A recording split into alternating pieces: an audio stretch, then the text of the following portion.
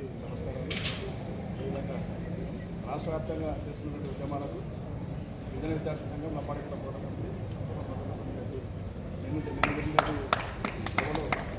జరిగినటువంటి సమ్మెలో తెలపడం జరిగింది.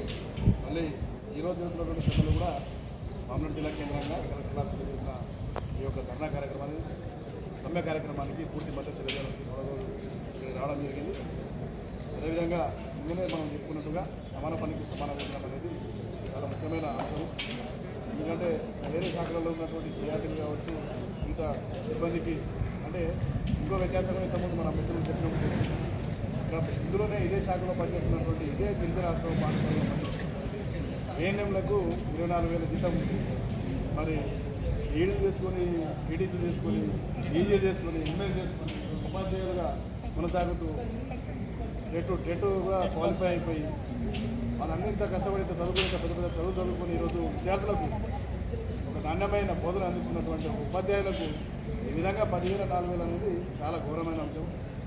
దీన్ని రాష్ట్ర వ్యాప్తంగా ఒకరో 2 రోజుల సమ్మెతో కాదు, దాదాపు ఒక 4 రోజుల సమ్మె చేయాలి. ప్రభుత్వం దిగి వచ్చేంత వరకు మీ సమ్మెను ఆపకూడదని చెప్పి, అదేవిధంగా మీ ప్రభుత్వం దిగి వచ్చేంత వరకు మీ సమ్మెతో పాటు మేము కూడా గిరిజన విద్యార్థి సంఘం కావచ్చు, నమ్మకం పరిస్థితి కావచ్చు, వివిధ జిల్లాలో జరుగుతున్నటువంటి రాష్ట్ర కమిటీ, జిల్లా కమిటీ నాయకులందరికీ సమాచారం నిన్ననే అందించడం. మేము ఆల్రెడీ ఇదే అంశం మీద అంటే ఈ అంశంతో పాటు రాష్ట్ర వ్యాప్తంగా ఉన్నటువంటి ఆశ్రమ పాఠశాలలు, వసతి గృహాలు, అదేవిధంగా గురుకులాలు కావచ్చు, కళాశాల వసతి గృహాలు, బాలుర వసతి గృహాలు, బాలికల వసతి గృహాలకు జరుగుతున్నటువంటి అన్యాయాలు, అక్రమాలు, అవకతవకల మీద నిన్న కమిషనరేట్లో మనకు అడిషనల్ డైరెక్టర్ సర్వేష్ రెడ్డి గారికి, అదేవిధంగా స్పెషల్ చీఫ్ సెక్రటరీ సభ్యచాచి ఘోష్ గారికి, అదేవిధంగా డిప్యూటీ డైరెక్టర్ దిలీప్ గారికి మేము వినతి పత్రాలు అందించడం జరిగింది. మా డిమాండ్ చెప్పడం జరిగింది. నిన్న దాదాపుగా ఉదయం నుంచి సాయంత్రం వరకు ఇదే శాఖ మీద, ఇదే సమస్యల మీద, ఈ సమస్యలతో పాటు విద్యార్థులకు జరుగుతున్నటువంటి అన్యాయాల మీద పూర్తి స్థాయిలో సెక్రటరీలతో పాటు గిరిజన సంక్షేమ శాఖ మాస్టర్ ప్లాన్ ఆఫీసర్లు మేము అక్కడ వినతి పత్రాలు అందించి మా డిమాండ్లను తెలియజేయడం జరిగింది.